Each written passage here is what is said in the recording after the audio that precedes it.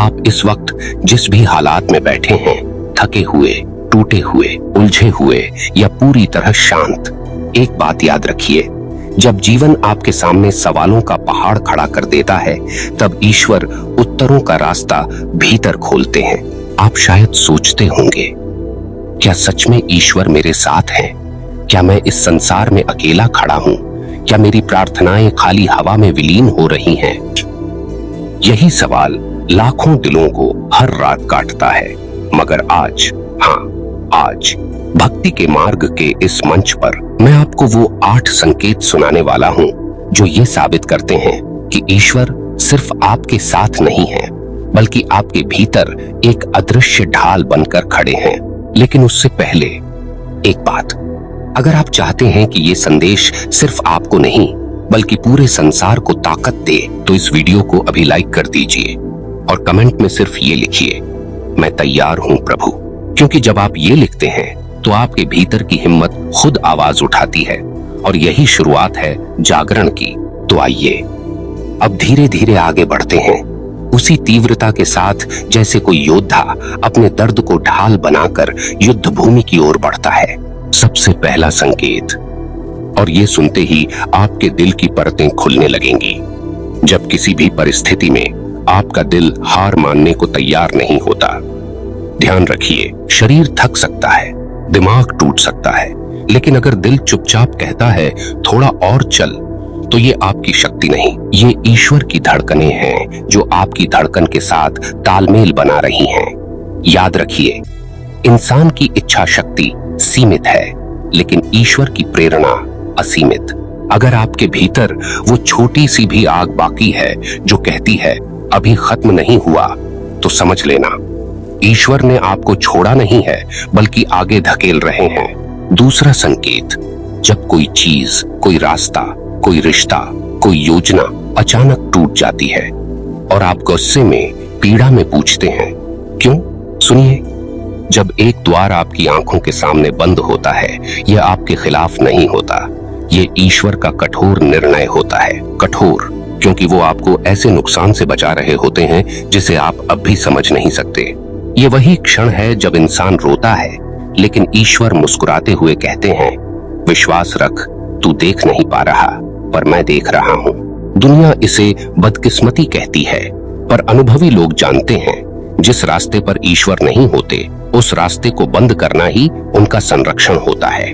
तीसरा संकेत, जब आपको अचानक कुछ सीखने की जरूरत महसूस होती है, आप सोचते हैं, मुझे ये क्यों समझ में आ रहा है, मैं क्यों बदल रहा हूँ, मेरे भीतर ये जागरण क्यों हो रहा है।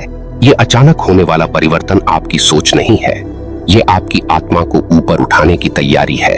ईश्वर जब किसी मनुष्य का स्तर बढ़ाते हैं, तो पहले उसकी दृष्टि बदलते हैं। आपको लगता है कि आप समझदार हो रहे हैं, लेकिन असल में आप निर्देश ले रहे होते हैं। याद रखिए, मनुष्य का परिवर्तन उसका खुद का नहीं, उसका चयन होता है, पर दिशा वो दिव्य शक्ति देती है जो आपको संभालती है। चौथा संकेत, जब कठिनाइयां बार बार आती हैं, पर आप बार बार बच जाते हैं। ध्यान दीजिए, ये दुनिया आपको गिराने में माहिर है। हालात, लोग, परिस्थितियां, सभी एक न एक दिन आपके विरुद्ध खड़े होते हैं। पर क्या आपने गौर किया है, आप गिरते हैं लेकिन टूटते नहीं, आप डगमगाते हैं लेकिन खत्म नहीं होते, आप रोते हैं लेकिन फिर भी उठ जाते हैं।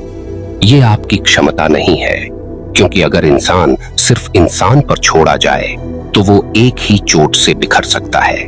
ये ईश्वर की ढाल है जो आपकी आत्मा को टूटने नहीं देती।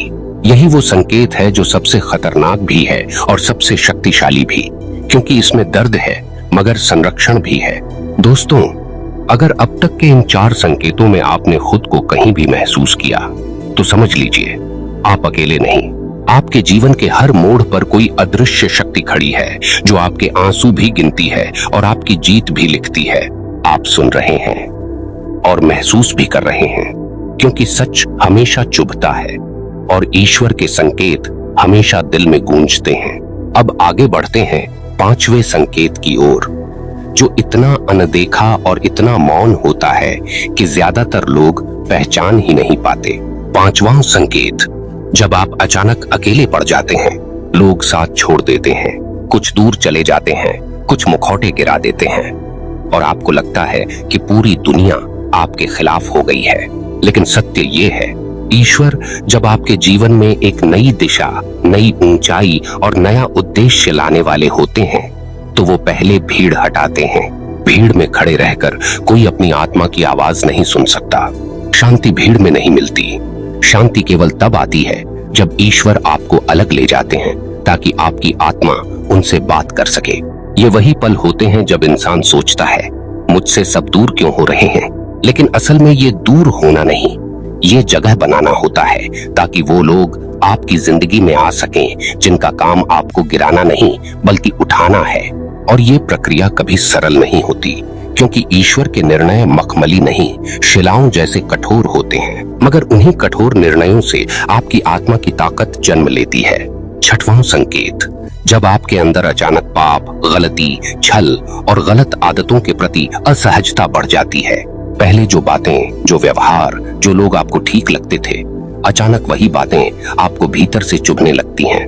ये ईश्वर का संकेत है कि आपका आध्यात्मिक स्तर बदल रहा है। आपका वही दिल जो कभी दुनिया के मुताबिक चलता था, अब सच्चाई की ओर मुड़ रहा है। ये बदलाव मजबूरी नहीं, प्रेरणा है। ये अपराध बोध नहीं, चेतना है। ईश्वर आपके भीतर तब आवाज जगाते हैं जब आप जीवन की अगली सीढ़ी पर रखने के लिए तैयार होते हैं। गलतियों से घबराइए मत। ईश्वर उन लोगों को नहीं नकारते जो गलती करते हैं। वो केवल उन लोगों को नजरअंदाज करते हैं जो गलती को गलती मानने से इनकार करते हैं।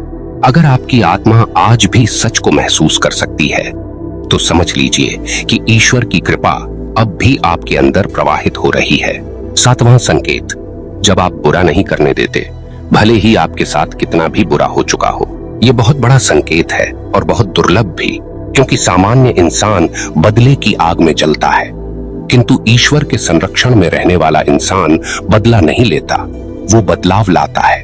आपने कभी गौर किया है, जब कोई आपको चोट पहुंचा देता है तब भी आपके अंदर की कोई आवाज कहती है, ये मत कर, तू ऐसा इंसान नहीं है। ये आपकी आवाज नहीं है, ये वो दिव्य शक्ति है जो आपको आपके स्तर से गिरने नहीं देती, क्योंकि ईश्वर जानते हैं किसी की गलतियां उसके कर्म का परिणाम बनेंगी, लेकिन आपकी स्वच्छता आपकी पहचान बनेगी। और जब आपका व्यक्तित्व साफ होता है, ईश्वर आपकी तकदीर स्वयं लिखते हैं। अब आते हैं आठवें संकेत पर, जो सबसे गहरा, सबसे रहस्यमय और सबसे शक्तिशाली है। जब आपके जीवन में अचानक कोई ऐसी घटना घटती है जिसके पीछे कोई तर्क नहीं, लेकिन परिणाम आपके पक्ष में होता है। कभी एक छोटा सा निर्णय आपको बड़े खतरे से बचा देता है, कभी किसी अनजान की कही बात आपकी किस्मत बदल देती है, कभी कोई असंभव सी लगने वाली समस्या खुद ब खुद सुलझ जाती है। इस संसार में ऐसी कोई ताकत नहीं जो बिना कारण आपकी रक्षा करे। ये सिर्फ ईश्वर की लीला है। वो आपके लिए ऐसे रास्ते खोलते हैं जिन्हें आप देख भी नहीं सकते। वो आपके लिए ऐसी जगहों पर समाधान रखते हैं जहां आपका दिमाग पहुंच ही नहीं सकता। और सबसे अद्भुत बात, ईश्वर जब किसी के साथ होते हैं तो उसकी हार भी उसे जीत की ओर धकेलती है। अब आप सोचिए, इन आठों संकेतों में से कितने आपने अनुभव किए हैं? कितनी बार कोई शक्ति आपको टूटने नहीं देती? कितनी बार कोई अदृश्य व्यवस्था आपको ऐसे मोड़ पर ले आती है जहां जीवन फिर से चमकने लगता है? ये सब संयोग नहीं, ये सब संकेत हैं। और संकेत कभी शोर मचाकर नहीं आते। संकेत हमेशा खामोशी में फुसफुसाते हैं कि मैं यहाँ हूँ, तेरे साथ हूँ, बस तू चलते रह। मेरे आदरणीय दर्शकों, अगर आपने दिल से इस बात को महसूस किया है तो आप जान चुके हैं, आपके जीवन में ईश्वर मौन होकर भी सक्रिय हैं। उनकी कृपा आपके कदमों में अदृश्य कवच की तरह है। और जब कोई ईश्वर के संरक्षण में आता है तब उसके जीवन में बदलाव भूकंप की तरह नहीं बल्कि सूर्योदय की तरह होता है। धीरे धीरे मगर निश्चित। आप अब तक सुनते आए और अब जो आने वाला है वो सिर्फ शब्द नहीं, आत्मा का कंपन है। क्योंकि जब इंसान ये समझ जाता है कि ईश्वर के संकेत क्या हैं, तब उसके भीतर एक और बड़ा प्रश्न उठता है, अगर ईश्वर मेरे साथ हैं तो फिर भी जीवन इतना कठिन क्यों है? ये सवाल हजारों वर्षों से मनुष्यों को परेशान करता आया है और आज मैं आपको इसका सबसे कठोर, सबसे सच्चा उत्तर दूंगा। दोस्तों, कठिनाई इसलिए आती है क्योंकि ईश्वर आपको आंकते नहीं, वो आपको गढ़ते हैं। कोई तलवार चमकती नहीं जब तक उस पर हजारों चोटें न पड़े। कोई दीपक रोशनी नहीं देता जब तक उसकी बाती जलकर काली न हो जाए। और कोई इंसान मजबूत नहीं बनता जब तक जीवन उसे तोड़कर फिर जोड़ न ले।